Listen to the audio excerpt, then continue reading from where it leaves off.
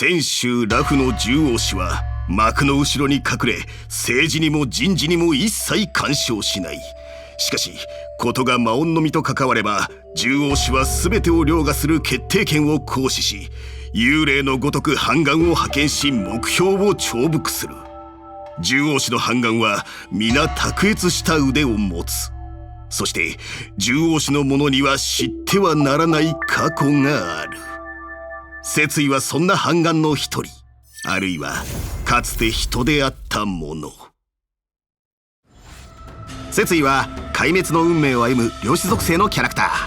彼女の肉体はもう灰になり、今は獣王より賜りし傀儡の身で罪人を捕らえ、前世の家宝を償っている。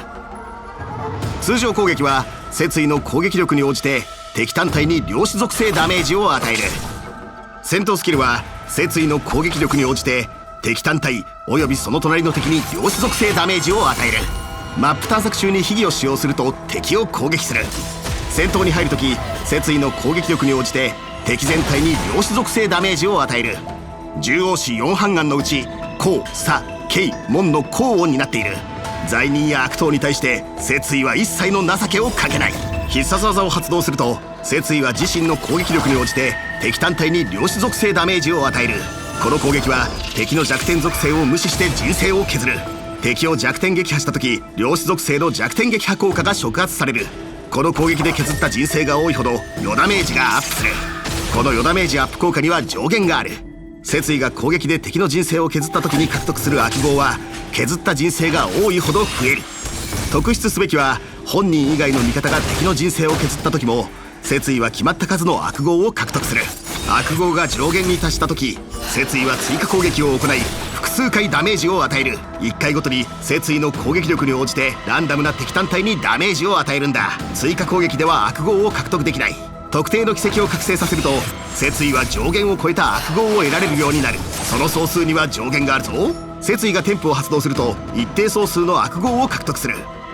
職を持ち夜を守り妖魔を捕らえる。呪音を打ち魔音を抽出。炭鉱が率先して攻撃。薬王秘伝鍛錬者にダメージを与え人生を削った。説意が続く。戦闘スキルでダメージを与え魔音のみ併卒の人生も削った。2回の攻撃で説意が一定の悪号を獲得。敵があがこうと獣王の聖なる採決が下される。もう一巡の攻撃を経て間もなく悪号が上限に達する。説意が必殺技を発動。敵の弱点を無視して人生を削った。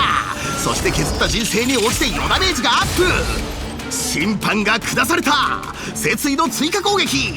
罪人は半眼の剣舞の中投稿とともに消え去る。獣王の制裁。幽獄に入るは財宝を失うにしかず、半眼に遭うは加担に遭うにしかず。人々は半眼としての説意を恐れ避けている。しかし誰も知らない、その冷たい体の中にいるのはただの普通の少女だ。罪人を一人捕らえるたびに半日の休暇を与えられる。今彼女は人としての魂を再構築しようと試みている。しかし願いが叶う日は遠い。